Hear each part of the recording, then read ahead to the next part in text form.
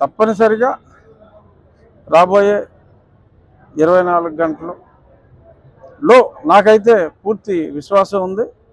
నిన్న చంద్రబాబు నాయుడు గారు కూడా ట్వీట్ కూడా చాలా స్ట్రాంగ్గా ఆయన ట్వీట్ కూడా ఇవ్వటం జరిగింది. ఈరోజు ప్రముఖ దినపత్రికల్లో కూడా మహిళా ప్రభంజనం అని చెప్పి చాలా స్పష్టంగా కూడా వచ్చింది.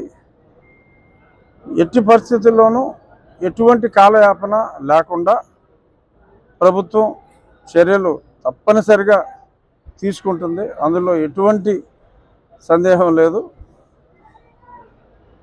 మొత్తం వాళ్ళ యొక్క ఆ విష ప్రవృత్తి అమరావతి మీద ముందు నుంచి వాళ్ళు ఏ రకంగా విషం చిమ్ముతున్నారో అదే రకంగా మొన్న కూడా మరీ నీచంగా మాట్లాడటం జరిగింది. గతంలో మాట్లాడిన దానికన్నా పరాకాష్ఠకి చేరింది. మరి దారుణంగా బుద్ధి చెప్పిన తర్వాత కూడా ఈ రకంగా ఆ మాట్లాడటం అనేది సరే, అది పోగాలం దాపురించిన వాళ్ళు మరి అలా చేసినట్టుగా అనుకోవాలి.